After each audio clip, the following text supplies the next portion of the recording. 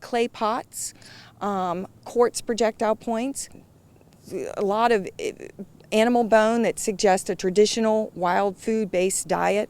Archaeologist Julia King is describing some of the exciting artifacts recently discovered at a site that traces its history back to the indigenous people of this region, the Piscataway Indians. It was a search that began in the 1930s, the hunt for Zekiah Fort. Built in 1680 by Governor Charles Calvert, the third Lord Baltimore, the fort was designed to protect the Piscataways from other Indians. So Lord Baltimore, who had a treaty with the Piscataway and with a number of other Indian groups, lobbied them, urged them to move to different places. And one of them was in the Zekiah, where he had a manor.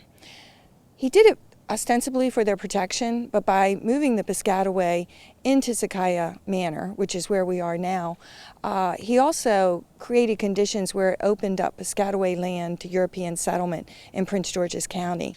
The Piscataways returned to claim back their land in 1690, but by that time European settlers had moved in and taken it over. Ever since, the location of the fort remained a mystery, until recently. After tracing historical records and mapping out a possible 8,800-acre site, King narrowed the fort's location down to a 20 to 25-foot hill, surrounded by water on three sides with good soil and a defensive position. Zekiah Fort was located just over my shoulder here in this field, and off to my left was a slope that was used as a wall of protection from other invading tribes. We started looking at documents. We started looking at soil types. We looked at water sources because we knew there were 90 to 300 people, so you had to have water. You had to have good soil so that you could raise enough food to feed your family, the households, the families that were here. And we started moving up the Zekiah swamp. This one is very significant because it's unusual for the Piscataway to locate inland, where we usually were along the waterways, except during the winter, for good reason. You don't want to be near the water when the wind comes through. But this one wasn't a wintering ground. It was built for the protection of both the Piscataway and the outlying tribes to come to for safety. Rico Newman says the find is a treasure trove for the Piscataway culture and history. Our hope is that a lot of scholarship is going to come from this find.